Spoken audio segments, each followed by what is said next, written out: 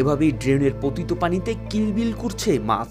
আমিষের চাহিদা মেটাতে কিছুটা সস্তায় মাছ সবাই পছন্দ করছেন, কিন্তু আমরা আজকে যে জায়গাটায় দাঁড়িয়ে আছি এই জায়গাটায় কিন্তু খোলা মুখে মানুষ দাঁড়াতে পারে না প্রচণ্ড দুর্গন্ধের কারণে। ড্রেনের লাইনের যে পতিত স্থানটি, এই পতিত স্থানেই কিন্তু আমরা দাঁড়িয়ে আছি এবং জানলে অবাক হবেন যে এখানেই চাষ হচ্ছে মাছ, আর এই মাছ কোথায় কোথায় যাচ্ছে সেটাই দেখব আজ।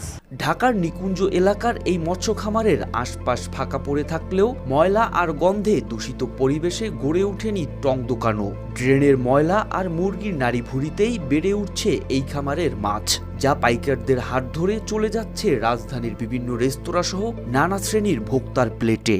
তো এগুলো আপনার মুরগি দোকান থেকে আনি, দোকান থেকে নিয়ে আসে। হ্যাঁ, মুরগির খাবার দিয়ে থাকে। এটার ভিতরে আপনার মুরগির ভুঁড়ি আর হলো আপনার চামড়া, গলার ভিতরে আবার খাবারের যেগুলো থাকে এগুলো।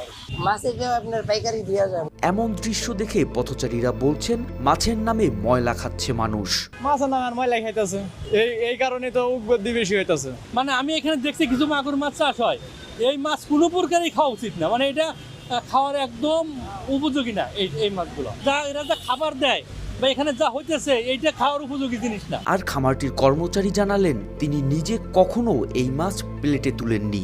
কিন্তু আপনার মনে করেন খাবার দিয়ে আমরা এখানকার কর্মরতদের তথ্যানুযায়ী রেলের জায়গা দখল করে এই মৎস্য খামার পরিচালনা করছেন জুয়েল নামের একজন। তবে খামারের বিষয়ে কোনো তথ্য বা মন্তব্য করতে রাজি হননি তিনি।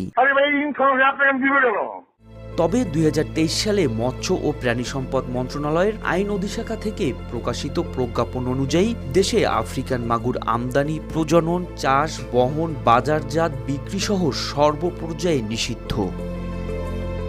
মৎস্য অধিদপ্তরের নীরবতায় এভাবেই খোদ ঢাকায় ড্রেনের ময়লা আর মুরগির নাড়িভুড়ি খেয়ে যে মাছ বেড়ে উঠছে সে মাছই যাচ্ছে আমিষভোজী সবার খাবার প্লেটে।